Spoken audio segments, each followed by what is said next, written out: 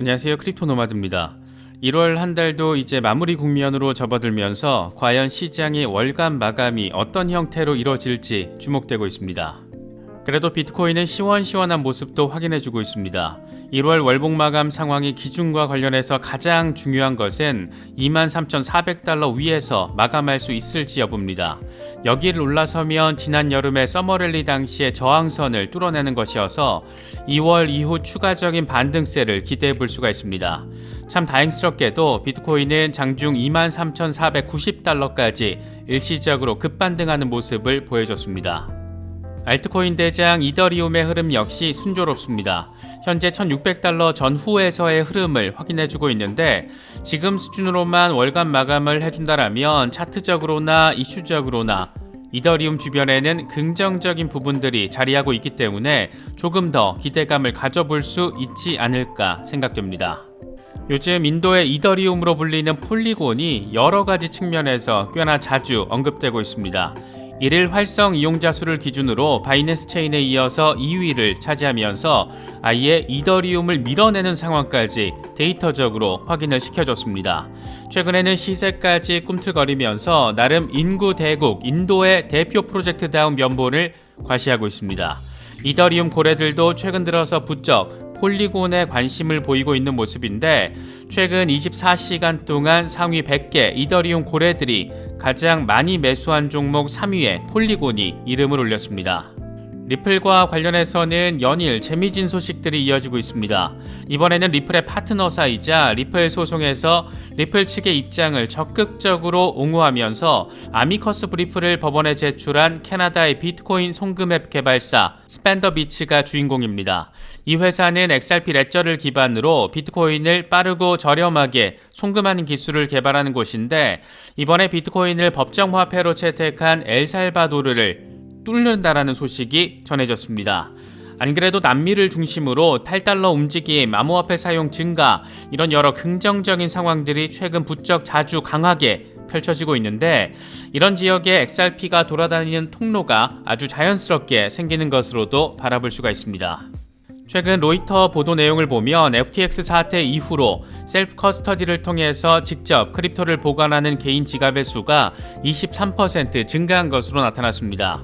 기관 투자자들 역시 콜드 월렛에 자금을 보관할 수 있는 전문 커스터디 기업에 관심이 있다라고 로이터는 설명하기도 했는데 그만큼 내 자산을 직접 컨트롤해서 리스크를 분산시키는 것은 이제 하나의 트렌드가 된 모습입니다. 저 역시 장기 홀딩 물량 가운데 일부를 저희 채널과 파트너십을 맺고 있는 디센트 월렛에 보관하고 있는데 셀프 커스터디에 관심이 있으신 분들은 오른쪽 상단 카드를 클릭하시면 디센트 측이 제공하는 특별 할인 가격으로 구매하실 수 있습니다. 개별 거래소나 코인 등에 대한 문의는 디센트 고객센터를 통해서 자세한 정보 얻으실 수 있습니다. 그럼 이번 영상 시작하겠습니다. 먼저 비트코인 상황입니다. 그동안 23,000달러 주변의 저항에 갇혀서 굉장히 아쉬운 흐름을 보여줬던 비트코인이 1월의 마지막 주말이자 1월 종가 마감을 코앞에 두고 의미 있는 반등세를 펼쳐주고 있습니다. 일시적으로 23,500달러 주변까지 급등하는 모습을 확인해 줬는데 일단 1월 종가 마감을 23,400달러 위에서만 자리를 해주면 우리로서는 조금 더 기대감을 가질 수 있다 이렇게 정리할 수 있는 상황입니다.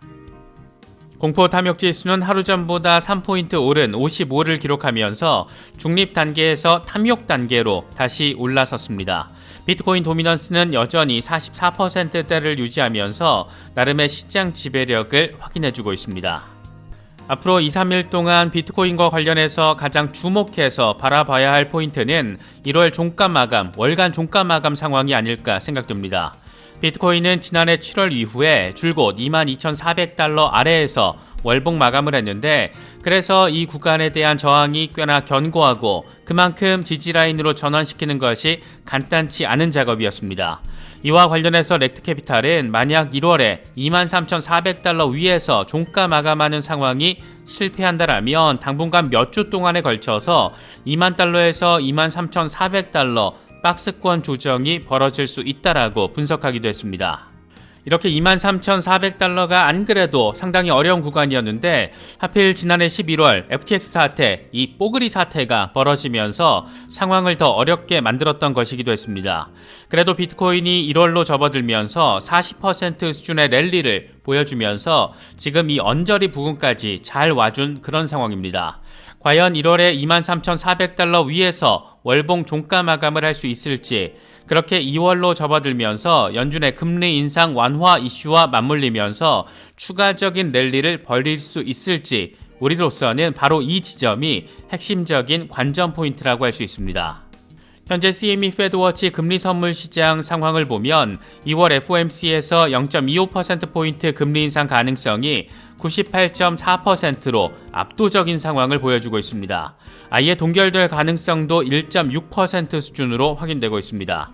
사실 재미있는 건 3월 상황인데 2월에 0.25%포인트 인상 이후에 동결될 가능성이 15.5%이고 0.25%포인트 인상 가능성이 84% 수준으로 확인되고 있습니다.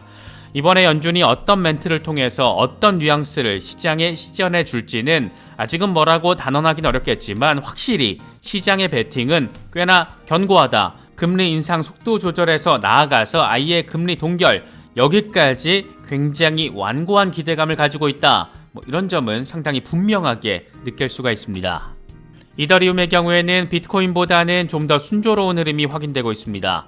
더도 덜도 말고 딱 지금 수준에서만 월간 종가 마감을 해준다라면 작년 6월부터 이어져 온 상단 저항 라인을 뚫는 것이어서 기술적으로 바라보자라면 2월에 추가적인 랠리를 기대할 수 있게 됩니다. 이 기준점이 되는 게 지금 1,580달러 부근인데 다행스럽게도 이더리움은 지금 1,600달러 주변에서 자리해주고 있는 그런 상황입니다. 요즘 암호화폐 분석가 라크 데이비스가 이더리움을 띄우는 멘트를 꽤 자주 하고 있습니다. 이 양반은 이더리움이 디플레이션 자산이고 높은 이자 수익을 제공하고 더 이상 채굴자들의 매도 압력이 없고 에너지 효율이 99% 더 높고 레이어2 프로젝트 개발이 활발하게 이루어지고 있고 이런 점을 통해서 바라보자라면 지금 그 어느 누구도 이더리움을 충분히 많이 가지고 있진 않다. 이렇게 강조했습니다. 이더리움이 가진 굉장한 장점들, 매력 포인트들에 비교해서 이더리움이 여전히 저평가되어 있다는 말을 지금 이렇게 하고 있는 겁니다. 사실 이더리움은 차트적인 흐름도 흐름이지만 주요 업그레이드 이슈가 떡하니 자리하고 있어서 2월과 3월을 거치면서 어쩌면 우리가 기대하는 의미 있는 반등세를 더 선명하게 보여줄지도 모르는 그런 상황입니다. 이더리움 코어 개발자들은 이미 2월 말까지 상하이 업그레이드를 위한 퍼블릭 테스트넷을 출시하겠다, 이렇게 계획을 공표했고 이더리움 메인넷에 스테이킹된 이더를 언스테이킹 할 수 있게 만드는 대망의 상하이 업그레이드는 3월로 예정되어 있습니다. 물론 예정 일정은 예정일일 뿐이지만 2월 퍼블릭 테스트넷까지 순조롭게 출시가 된다라면 이더리움에 대한 단기적인 기대감은 꽤나 더 고조될 가능성이 높다, 이렇게는 바라볼 수 있을 것 같습니다. 상하이 업그레이드와 관련해서는 JP모건도 긍정적인 전망을 제시했는데 이더리움 상하이 업그레이드가 이루어지고 나면 코인베이스의 스테이킹 수익이 급증할 수 있다는 게 핵심입니다. 코인베이스 유저 95%가 스테이킹 서비스를 이용할 수 있고 이를 통해서 연간 2억 2,500만 달러에서 5억 4,500만 달러 수익을 창출할 수 있다는 겁니다. 상하이 업그레이드를 통해서 스테이킹 이더를 출시할 수 있게 되면 장기 홀더들은 이걸 코인베이스 등 거래소에 스테이킹 시켜서 이자를 얻고 거래소는 스테이킹 거래 수익을 통해서 돈을 벌고 이런 상승 시너지 흐름이 만들어질 수 있다는 겁니다. 코인베이스 주식에 관심이 있으신 분들은 이런 연관적인 상황들도 잘 체크해 보시면 좋을 것 같습니다. 사실 이더리움 스테이킹은 이자 수준이 매력적이다 보니까 이미 주요 거래소에는 상당한 물량의 이더가 스테이킹 돼 있습니다. 이번에 BTC.com이 보도한 내용을 보면 리더 파이낸스에 스테이킹된 물량이 470만 이더 수준으로 가장 높았고 이어서 코인베이스와 크라켄, 바이낸스 등의 순으로 스테이킹 돼 있다는 점을 확인할 수가 있습니다. 이런 상황은 기관들의 이더리움 매수를 자극하는 것이기도 한데 안정적인 이자 수익을 얻을 수 있는 안정적인 종목으로서 이더리움의 매력도는 이미 선명성을 충분히 가지고 있기 때문입니다. 올해 기관들이 비트코인보다 이더리움을 더 유망하다라고 평가하는 이유, 여러 기관들이 이더리움 강세를 점치는 이유, 이런 것들은 지금까지 짚어본 여러 상황들이 유기적으로 얽히고 설켜서 돈귀신들의 돈 낳고 돈 먹기 전략의 결과로 귀결된다라는 점, 이런 점도 함께 느낄 수가 있습니다. 요즘 인도의 이더리움으로 불리는 인도의 대표 프로젝트 폴리곤에 대한 여러 의미 있는 소식들 꽤 자주 전해지고 있습니다.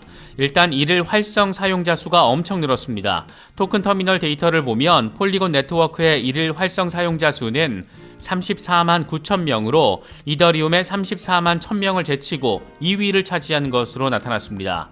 1위는 바이낸스의 BNB 체인으로 80만 3천 명을 기록하고 있고 4위는 솔라나로 15만 6천 명으로 나타났습니다. 이런 상황들 탓인지 이더리움 고래들이 폴리곤에도 상당한 관심을 보이고 있는 상황입니다. 1월 28일 기준으로 24시간 동안 상위 100개 이더리움 고래 지갑의 매수 상황을 보면 스테이블 코인과 스테이킹 이더를 제외하고 1위는 시바이누, 2위는 베스트, 3위가 폴리곤으로 나타났습니다. 거래소와 프로젝트 지갑을 제외한 상위 100개 이더리움 고래들이 폴리곤을 매집하고 있는 상황, 폴리곤 홀더분들이나 폴리곤에 관심이 있으신 분들은 참고하시면 좋을 것 같습니다. 리플과 관련해서는 연일 재미진 소식들이 우리를 자극하고 있습니다. 이번에는 리플의 파트너사이자 리플 소송에서 리플 측의 입장을 적극적으로 옹호하며 아미커스 브리프를 법원에 제출한 캐나다의 비트코인 송금 앱 개발사 스펜더비치가 주인공입니다. 이 회사는 XRP 레저를 기반으로 비트코인을 빠르고 저렴하게 송금하는 기술을 개발하는 곳인데 리플 홀더들 사이에서는 리플을 지지하는 아미커스 브리프를 법원에 제출했을 때 상당한 관심을 받았던 곳입니다. 당시 리플 커뮤니티에서는 리플 측의 아미커스 브리프 중에서 최고다 이런 찬사도 나왔었는데 당시의 내용을 잠깐 짚어보면 이렇습니다. 미국은 원래 기회의 나라이다, 혁신의 나라이고 국민을 위해 존재하는 국가다. 하지만 SEC가 리플을 대하는 방식을 보면 SEC는 기회를 제한하는데 많은 역할을 했고 혁신을 가로막고 있으며 사람들을 위해서 일해야 하는 기관이 사람들에게 피해를 입히고 있다. 유감스럽게도 이런 SEC의 행태가 미치는 파급 효과는 미국 국경 너머에까지 영향을 미치고 있다. 이렇게 깔끔하게 SEC를 조져버렸습니다. 참고로 이 회사는 캐나다 기반의 기업입니다.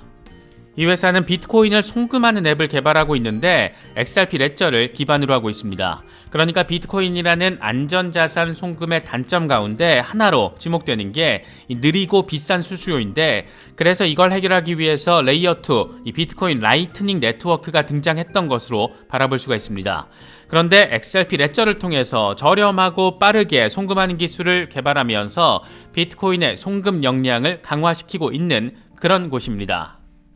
이번에 이 회사가 관심을 끌고 있는 것은 조만간 엘살바도르에 서비스를 제공할 거라는 소식 때문입니다. 첫 번째 파일럿 프로젝트를 시작하는 아주 의미 있는 단계에서 그 대상을 비트코인을 법정화폐로 채택한 엘살바도르로 선택을 한 겁니다.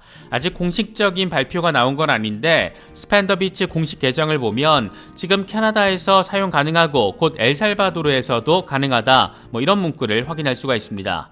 안 그래도 최근 남미를 중심으로 탈달러 움직임, 암호화폐 사용 증가 이런 여러 긍정적인 상황들이 펼쳐지고 있는데 이런 지역에 XRP가 돌아다니는 통로가 아주 자연스럽게 생기는 것으로도 바라볼 수가 있습니다. 벌써 한 달이 마무리되는 시점이 도래했다라는 게 조금은 비현실적으로 느껴지지만 그래도 비트코인이 무려 40% 수준의 랠리를 펼쳐준 시간이었다라는 점에서 꽤나 의미 있는 한 해의 시작점이 마련된 것이 아닐까 생각되기도 합니다. 여러 소식들 잘 참고하시면서 전략적인 대응 잘 하실 수 있으면 좋겠습니다. 이번에 준비한 영상은 여기까지입니다. 시청해주셔서 감사합니다. 지금까지 크립토 노마디였습니다.